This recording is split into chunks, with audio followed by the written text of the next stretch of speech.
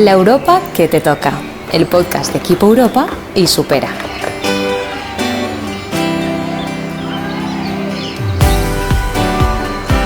Need Greenland for national security purposes. I've been told that for a long time, long before I even ran. I mean, people have been talking about it for a long time.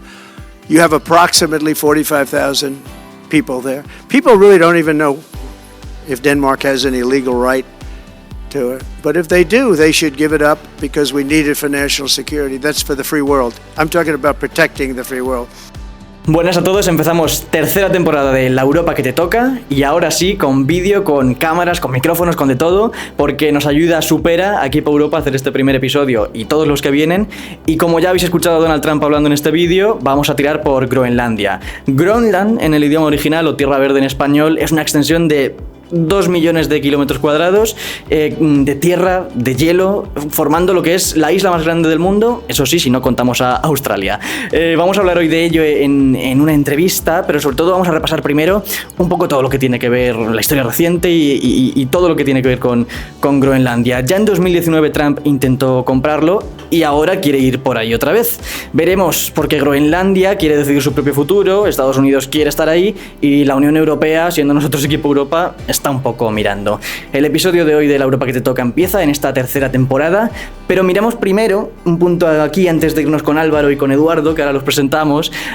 Miramos porque fueron los pueblos inuit los primeros en llegar por el año 982, o sea, hace bastante tiempo. Y es que Dinamarca, por mucho que hablemos de Dinamarca, no llegó hasta mediados del siglo XIX, no se hizo esa tierra suya propia. Pero es que además en el año 79 Groenlandia ya tuvo ese gobierno propio, ese gobierno autónomo que a lo largo del tiempo solo pasó a depender de Dinamarca en lo que era política exterior y política de defensa, teniendo esos lazos con el territorio. En 2024, ahora volvemos ahí, Trump quiere volver a hacerse con Dinamarca en un contexto prácticamente de guerra comercial brutal. No es que quiera tener un territorio muy grande a su disposición, sino lo que quiere es dejar de depender de China en lo que se refiere, por ejemplo, a materiales raros que están ahí. Porque es verdad que Groenlandia solo tiene 60.000 habitantes, pero hay muchas cosas dentro. Esta situación ha provocado, vamos a decir, tensiones. El primer ministro groenlandés, Mut Edge, creo que lo he dicho bien, ya dijo eso de no estamos en venta y nunca lo estaremos. Es una frase contundente de un dirigente de ahí, así que algo tendrá que ver. Y en este contexto, pues vamos ya, ¿para qué retrasarlo más? Con Eduardo Saldaña, que ahora sí me toca leer porque currículum hay, y es formado en Relaciones Internacionales por la Universidad Rey Juan Carlos, aquí tengo el papel que conste, está especializado en estudios africanos por la Universidad Autónoma de Madrid, es un experto en relaciones internacionales, como decimos, y por eso fundó y es co-director ahora de El Orden Mundial. Además, también es analista en los medios de comunicación, en La Sexta, también se ha curtido en el Instituto Cervantes de Estambul y en el Ministerio de Exteriores, y lo podemos escuchar de vez en cuando en Onda Cero, en Julia en la Onda. Yo me voy de aquí, pero os dejo con Álvaro, también de Equipo Europa, y con Eduardo, para hablar de Groenlandia, para profundizar y ver un poco todas las aristas que tiene este tema, que son muchas y seguro que cortos nos quedamos, pero eso sí, dejando las claves para que todo el mundo se vaya con una idea clara de lo que es Groenlandia. Yo me llevo los papeles, os dejo a vosotros y mucha suerte porque el tema da para ello. Muchísimas gracias, Rafa. Muchísimas gracias, Edu, por estar aquí. A vosotros. Como decía Rafa, el tema ahora mismo es de máxima actualidad precisamente por estas declaraciones de Trump ahora que ha vuelto al poder. Pero vamos a remontarnos un poco más atrás para hablar del Ártico. Más bien vamos a abstraernos un poco más. Groenlandia está próximo del Ártico. El Ártico es una región clave y de hecho es un espacio de gran interés comercial, de gran interés geopolítico, y también hay otras potencias que tienen interés en esta región, como es precisamente Estados Unidos, como es también Rusia, China a través de la Ruta Polar de la Seda, la Unión Europea también. ¿Por qué es tan atractiva esta región? Porque primero recursos, o sea, es una región que bajo la capa de hielo hay una cantidad de recursos ingentes que por supuesto se pueden explotar, pienso en hidrocarburos o en el caso de Groenlandia, tierras raras, pero sobre todo la importancia comercial del Ártico. Es decir, abrir rutas marítimas constantes en el Ártico durante todo el año, es que yo te diría que sería un cambio para el comercio internacional como no veíamos desde la inauguración del Canal de Panamá. Claro. Así de claro, porque Canal de Panamá o Canal de Suez, un poco en esa línea. Plantéate que ahora mismo se ha conseguido ir a través del Ártico durante el verano, pero hay muchas potenciales rutas que con el derretimiento de los polos pueden abrirse.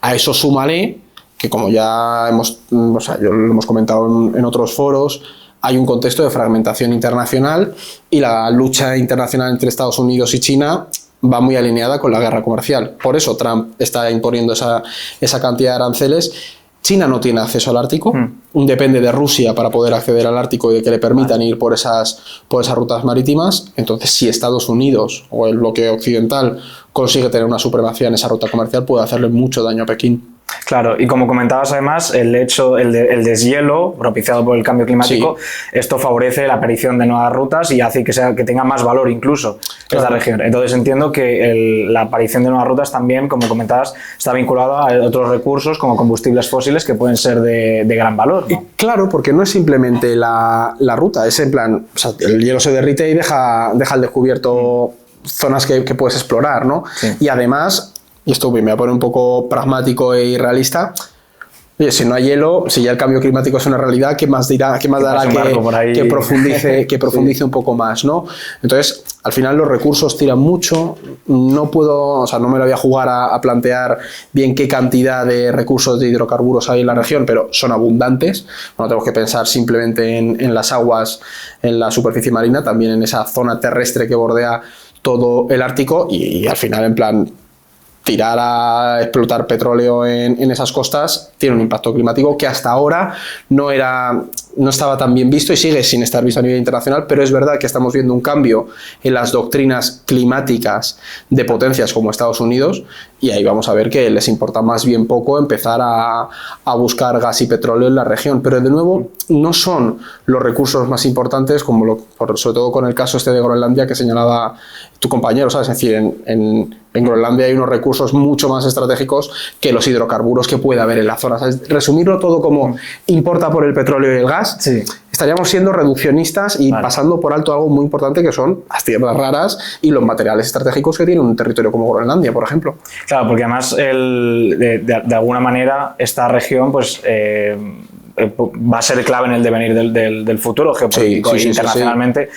Va a ser esencial. Tú plantéate que ahora mismo el pivote económico global está mirando hacia Asia. Es decir, estamos girando hacia China y en ese giro hacia China tienes también un repliegue de Estados Unidos, una mirada hacia adentro. La forma que China tiene de erguirse como potencia es dominando las rutas comerciales. Por eso tienes la nueva ruta de la seda que tira por tierra y luego por mar a través de la ruta marítima que cruza Canal de Suez y te llega hasta el mismísimo Caribe si cruzas Panamá. Trampa porque ha ido Canal de Panamá cortando el chorro a China. De hecho, Panamá está planteando salirse, si no se ha salido ya, del proyecto de la nueva ruta de la seda y luego vas a por el Ártico. Porque controlas dos regiones estratégicas. ¿Por qué? Porque si tú controlas el Canal de Panamá y el Ártico, me estoy poniendo en modo geografía geopolítica. Si tú controlas Canal de Panamá y Ártico, conviertes a todo Norteamérica en una isla. Eso es fundamental para Estados Unidos. Claro, te iba a comentar precisamente que hasta qué punto podía llegar a ser clave este acceso, porque precisamente si podía llegar hasta el nivel de Panamá, de Suez, del estrecho de Hormuz, si podía ser también esa vía clave que se disputen las potencias. Sí, e incluso yo te diría que es más conflictivo, porque el canal de Panamá pasa por Panamá, me van a decir, pero pasa por Panamá. El estrecho de Suez lo controla Egipto. Pero en el Ártico hay bastantes estados que tienen, disputas por reclamaciones de aguas marítimas y sobre todo hay dos estados que tienen una confrontación histórica, que son Estados Unidos y Rusia.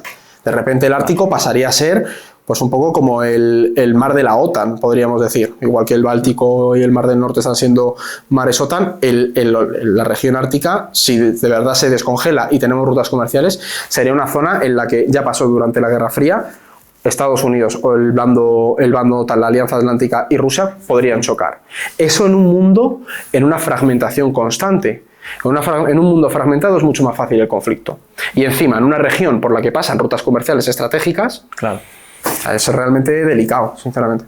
Claro. Pues ahora vamos a orientarnos de nuevo al tema con el que Rafa empezaba el episodio, y es Estados Unidos, que yo creo que muchas personas quieren saber por qué ahora le importa a Trump tanto. De repente todo el mundo mira a Groenlandia. Claro, un territorio que pues ha pasado sin pena ni gloria mucho tiempo, y ahora mismo pues que lo vi en Borgen y ahora está todo el mundo hablando de ello, ¿no? Claro, que ahora pues ¿por qué está ahí? Entonces, claro, la pregunta es ¿por qué? O sea, si anteriormente pues es verdad que Trump en 2019 ya manifestó su interés en adquirir la isla. Luego incluso creo que hubo una oferta de compra en el siglo pasado. Sí. ¿Por qué ahora este interés renovado? ¿Hay un efecto Trump detrás? ¿Por qué lo ven tan...? Sobre todo, ¿por qué este interés de Trump detrás de la isla? O sea, aquí hay dos cosas. Por un lado, que tenemos que entender que Estados Unidos es un país históricamente expansionista. Vale. O sea, ha sido una anomalía histórica estas décadas que hemos tenido de un Estados Unidos bastante comedido, y lo estoy poniendo entre comillas, también un poco favorecido porque ganó la Guerra Fría, ¿no? Esa idea. Entonces, eso va muy alineado con la política estadounidense. Ahí tenemos el ejemplo de Hawái, Guam, Filipinas, etcétera, etcétera. El otro que se me viene a la cabeza es el Canal de Panamá, el controlar puntos estratégicos. Estados Unidos se fue de Panamá en el 99, que fue cuando le pasó ya la gestión a Panamá. Entonces, eso por un lado, en la psique y la política exterior y la proyección global de Estados Unidos está el control sobre puntos estratégicos para su futuro como potencia. Y ahora mismo Estados Unidos, su futuro como potencia, pasa por controlar rutas comerciales y recursos estratégicos. Y ahí viene un perfil como el de Donald Trump, que es un perfil muy abrupto, muy rupturista. Entonces, Trump ya lo planteó. En el 2019 se pasó de él, no se le hizo caso, y yo lo recuerdo porque recuerdo que hablábamos de ello y decíamos, es que este hombre no va a ser capaz. El problema es que el mundo en el que estamos ha cambiado. No es el mundo de hace 6 años. Está cambiando a un ritmo que, de verdad, yo no he visto en décadas. Sí, desde luego. Está acelerándose todos los procesos. Y tenemos un Estados Unidos que se repliega. Y en ese repliegue y ese aislacionismo, tú buscas afianzar tu posición como potencia, y eso pasa por controlar territorios. Claro. Controlar territorios o no te digo poseerlos, pero sí controlarlos. Entonces Trump es un perfil, por su propia formación profesional y su carrera política y mediática, que te pone líneas rojas muy lejanas. Te pongo una línea roja en algo súper extremo, que es voy a invadir Groenlandia. O dice, bueno, si tuviera que invadirlo, lo invadiría. No es que lo vaya a invadir. Si tuviera que hacerlo, lo haría. Pero te advierte, te lo deja caer. Yo te puedo decir, claro, si tuviera que poseer Marte, lo haría. O puedo desear lo que quiera. Pero ahí de hacerlo, claro, pero ahí ya se genera una tensión. Los socios europeos se revuelven porque esas son unas declaraciones que tú normalmente no tendrías en un presidente de Estados Unidos, y ya cualquier cosa que ganes por detrás de esa línea roja es una victoria. Claro, como que la pelota está en nuestro tejado, porque él es como lanza la piedra, pero claro, los demás que se revuelvan y que... Porque ahora el pobre danés al que le haya tocado gestionar esto tendrá que decir, bueno, a ver, que es verdad que se ha intentado, Europa no le ha dado mucha credibilidad a las palabras de Trump, sí que han mantenido una posición muy firme de, mira, eso es un territorio danés, pero ahora Trump puede negociar con, 1, nos dejáis tener presencia minera o mayor presencia minera en Groenlandia. 2, abrimos bases militares, porque es una zona estratégica, tenemos que proteger esas rutas comerciales, es decir, alineas a tus aliados tradicionales en tu posición y visión estratégica. Y al final aumentas tu presencia ahí. ¿Trump podría quedárselo, comprarlo? Yo te digo, sí podría. Que eso es otra cosa que se nos ha olvidado. A nivel internacional, históricamente, se han comprado y vendido territorios. Sí. Entonces, no podemos olvidar eso. Entonces yo te diría que va un poco alineado con la forma de ser de Donald Trump y también con cómo Estados Unidos está cambiando en la forma de verse a nivel internacional. Claro, ahora mismo que mencionabas precisamente la presencia militar, ya hay una base militar estadounidense en Groenlandia, al norte de Groenlandia, de hecho bastante cercano al continente americano. Es la base americana de Pituffik, sí, y que precisamente pues hay presencia americana directamente en la isla de Groenlandia. Entonces, ¿qué papel podría contener en un supuesto caso de que pues, Groenlandia pasa a formar parte de Estados Unidos? ¿De qué manera puede contribuir Groenlandia a la seguridad y a la política exterior americana? Hombre, a ver, es que básicamente tendrías un territorio enorme en mitad del Atlántico y claro, controlando, es la puerta de entrada por el Atlántico al Ártico estaría controlada por Estados Unidos. Claro. Puedes desplegar ahí, o sea, armas nucleares si quieres, podrías hacerlo si fuera un territorio soberano, pero yo de nuevo creo que Estados Unidos está lejos de quedarse Groenlandia. Vale. Así que creo que pueden llegar a algún tipo de acuerdo en el que aumente la presencia militar de Estados Unidos en Groenlandia, fuercen de algún modo una mayor militarización de Groenlandia y centren esa visión de estrategia y de seguridad en el Ártico, porque aquí el trasfondo real es ese. Es el proceso de militarización del Ártico que estamos viendo. Groenlandia de repente es el foco porque a Donald Trump le ha dado por ponerlo en el mapa e insistir en ello. Pero el trasfondo de esto es, hay una necesidad y una voluntad por parte de Estados Unidos de aumentar la presencia militar en el Ártico y de tenerlo como una zona estratégica.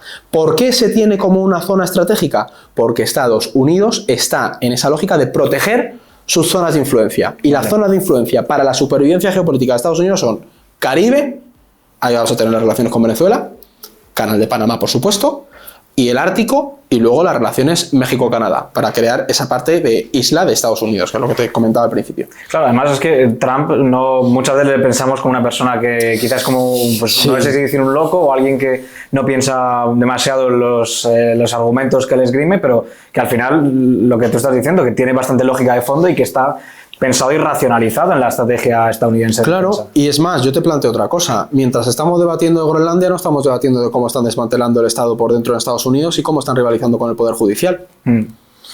¿Sabes? Yo agarro, tiro esto, tenso las cuerdas con Europa. También lanzo un mensaje muy importante a los europeos. Que esto, o sea, estamos hablando de Estados Unidos y Groenlandia, pero no de la perspectiva europea. Vale. Te encuentras a un aliado que, lo haga o no, te ha planteado que si es necesario invade Groenlandia. Eso es pasar, eso son palabras, ya estamos en otro nivel de conversaciones diplomáticas y de tensiones. Claro, no, o sea, aquí realmente, precisamente te voy a preguntar, ¿esto podría ser un farol o es una declaración de intenciones? Al igual, no sé si, incluso, y dado el caso de que fuese una declaración de intenciones ya, pero como has dicho, una línea roja muy, muy lejana, en el sentido de que quizás pues no la llega a sobrepasar, pero ya es terreno que gana y al final que hace que los europeos tengan que pensar en ello. ¿Podría Dinamarca y Groenlandia un poco, dado pues una situación en la que pues quizás una amenaza fuese más factible, podría Dinamarca y Groenlandia decir, nos vamos a acoger a la OTAN, nos vamos a acoger a la Unión Europea, van a poder echarnos un cable? No podrían. No podrían. Sinceramente, si Estados Unidos decide... O sea, a la OTAN no te puedes acoger porque la OTAN es básicamente Estados Unidos. Toda la estructura de defensa y seguridad europea depende de Estados Unidos. Esto, al final, lo que sirve es para que los europeos reaccionen, se pongan las pilas y vean que el mundo al que vamos es un mundo en el que tu aliado tradicional puede ser tu socio, pero no implica que vaya a ser el actor en el que tengas que confiar en cuestiones estratégicas para el resto de tu existencia. Ese es al final, a nivel europeo, la lección que hay que sacar de esto. Pero ¿hacia dónde puede ir? Yo es lo que te digo, me cuesta creer que un presidente como Trump, que ha llegado al poder con esa idea de peacemaker, ¿sabes? El mundo está en paz, de repente decida invadir Groenlandia. O sea, antes se meten en el canal de Panamá que invaden Groenlandia. Claro. Pero sí que creo que es una forma de presionar para aumentar la presencia minera de Estados Unidos en la región, aumentar la presencia militar de Estados Unidos en la zona y a lo mejor forzar internamente dentro del marco de la OTAN a una mayor militarización de toda la región. Vale. Pero al final, si tú lo ves, pues la negociación de Trump con México, Canadá e incluso con Panamá ha ido muy en esa línea. Plantea una cosa exagerada y luego pauso los aranceles porque consigo concesiones. Entonces yo creo que con Groenlandia puede que vayan por ahí los tiros. Pero no pongo mi mano en el fuego porque este tío no decida ir a más. Vale. Siguiendo este foco europeo, como ahora que lo estamos conduciendo un poco más europeo, Francia, por ejemplo, ha manifestado un ejercicio de bilateralidad de ofrecer tropas, un poco para contribuir a la defensa de la isla. También, bueno, por otra parte, la Unión Europea tiene la PESC, en la política exterior y de seguridad común, que ha tenido herramientas que ha utilizado en otros conflictos y que en cierta medida pues han podido ser efectivos. Claro, este conflicto, vamos a hablar de una situación hipotética en la que realmente tuviese que la PESC ponerse seria, es una prueba de fuego, en la que la Unión Europea va a comprobar si verdaderamente tiene una política exterior potente y segura, o va a tener que de alguna manera pues tomarse más en serio precisamente esta misión que quieren enviar. Ahí hay dos partes. Una es la de la capacidad militar real de Europa para responder a una hipotética invasión de Estados Unidos de Groenlandia. Yo ahí sí que diría que creo que no tenemos la capacidad, vale. Pero también os digo, no tengo los datos fehacientes ni el conocimiento para deciros no tenemos esa capacidad. Vale. Porque aquí puede llegar alguien que controle el tema militar y me diga, mira, no. Aunque tú ves la inversión en defensa, la capacidad militar de Estados Unidos, el apoyo que han dado a Ucrania, dices, Europa creo que tendría poco que hacer ante un Estados Unidos que de repente decidiera invadir territorio europeo. Claro. O sea, tendría poco margen de maniobra. Y luego está la otra parte, que son declaraciones como las de Macron. O sea, al final Macron es un perfil que es un oportunista de manual, y lo hemos visto durante sus mandatos, y a Macron le viene muy bien que haya un perfil como Donald Trump en la Casa Blanca, porque le permite reforzar esa idea de la autonomía estratégica europea, que en el fondo pasa por aumentar la inversión en la industria militar francesa, que es la potencia militar, o sea, a nivel de industria, a nivel europeo. La más importante en Europa. Claro, entonces Macron, oye, pues está dando palmas. Claro, yo te mando tropa, sí, igual que íbamos a mandar, igual que ha dicho que estaría dispuesto a poner las botas en Ucrania. Entonces, no pasemos por alto las necesidades de política interna que tienen los líderes europeos cuando se posicionan, porque Macron en su foro interno asumo que verá esto como una posibilidad bastante remota y que es un nuevo órdago de Donald Trump, porque en ese contexto, si Estados Unidos decide invadir Groenlandia, Europa tiene un problema muy serio. Ya no, desde luego. Claro. O sea, al final esto también quizás puede ser por así decirlo, como una alarma, un wake-up call para la Unión Europea y que diga, hey, la industria, no os olvidéis de ella o potenciarla. No por este hipotético caso, que bueno, pues por hipótesis, pues vale, pues por poder podría llegar a suceder en algún momento. Pero quizás podría de alguna manera esto reactivar ese interés en una industria más sólida a nivel europeo. Sí, vamos, yo es que creo que lo va a reactivar. O sea, de hecho, uno de los análisis más comunes que se han hecho con esta segunda administración de Trump y esa idea del peace through strength, esa paz a través de la fuerza que practicas la doctrina de Trump, es que se puede generar una contrarreacción porque básicamente la gente se harta de que le hagan bullying. Vale. Es decir, a ti está alguien todo el rato pegándote y llega un punto que dices, pues me he cansado de ser tu amigo. Entonces es verdad que esa contrarreacción a nivel europeo probablemente pase por aumentar el gasto en defensa, que es algo que satisface a Donald Trump, pero también aleja a sus socios de él, porque reduces la dependencia. La cuestión es que Estados Unidos probablemente quiera y presione para que ese aumento del gasto en defensa pase por la compra de armamento estadounidense. Y no simplemente armamento, que esa es la clave, sino también software y tecnología que se aplica hoy en día a los conflictos. No estamos hablando de comprar tanques, estamos hablando de comprar almacenamiento en la nube para uso militar.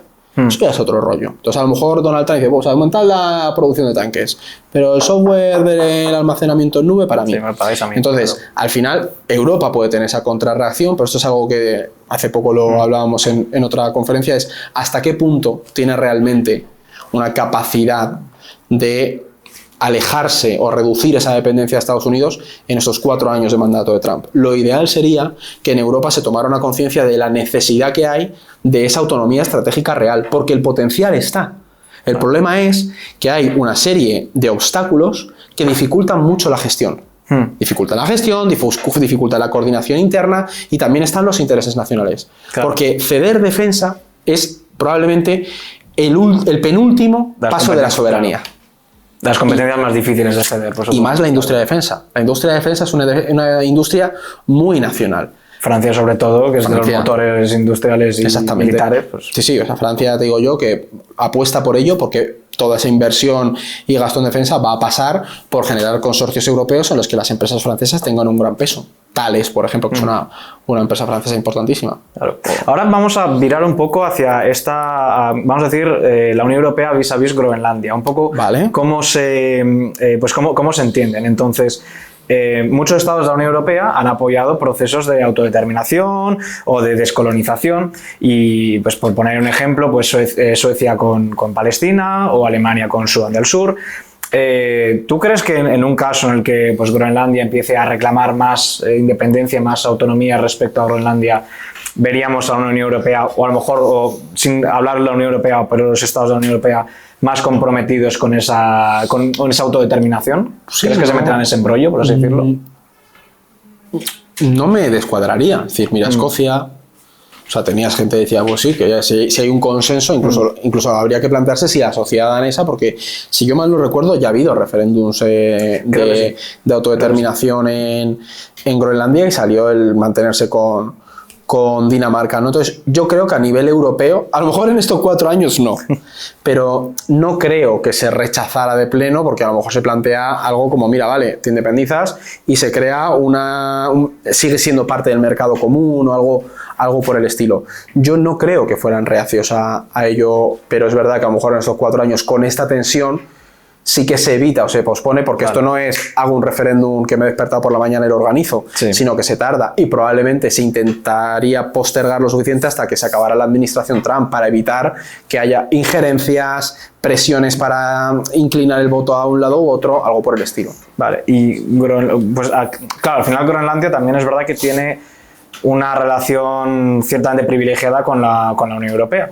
Mismamente los ciudadanos groenlandeses pues, son ciudadanos europeos, entonces pues gozan de ciertos privilegios, como es pues, la posibilidad de moverse, de circular libremente a través de los territorios de la Unión Europea. Entonces, ¿puede presentar la Unión Europea algún incentivo adicional para Groenlandia que diga que de alguna manera eche para atrás esas aspiraciones estadounidenses, de alguna manera que les refuerce, no voy a decir sentimiento europeísta, pero que de alguna manera pues quizás les ahuyente a los estadounidenses? O sea, a mí me pillas un poco por la política, o sea, yo no controlo la política interior groenlandesa, así que pues, he leído sobre ello a lo largo de los años.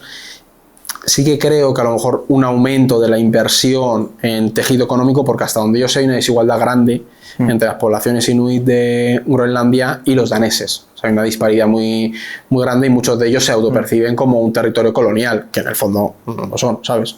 Entonces, sí que creo que ceder en autonomía, es decir, que Dinamarca ceda mayor autonomía a ese territorio, puede favorecerlo, que vean que dentro del marco europeo tienen a lo mejor esa independencia política y económica que querrían tener. Creo que debería ir por ahí, que la Unión Europea haga un poco de mediador entre el gobierno danés y el gobierno groenlandés. Pero claro, la cuestión es que tienes que hacer de mediador, tienes que estar presente y que se te vea como un actor relevante.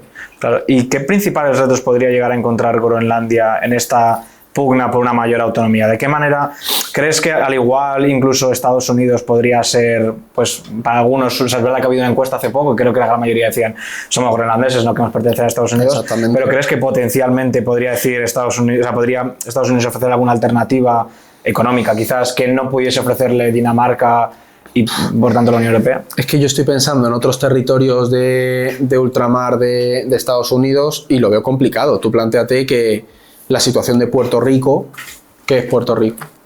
No está asociado, al fin de cuentas. No está asociado, ahí, pero es un territorio pseudocolonial, y de hecho mucha gente lo plantea así.